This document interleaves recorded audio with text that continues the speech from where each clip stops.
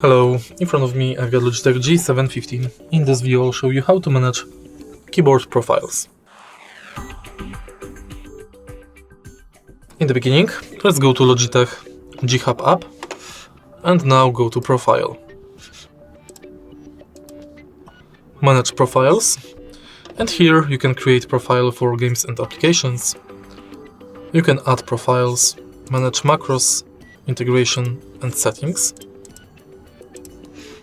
Next, you can name the profile.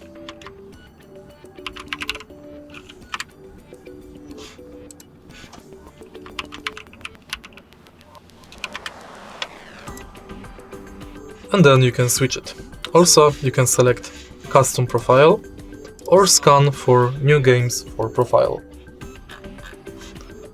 If you find this video helpful, please leave like, comment and subscribe.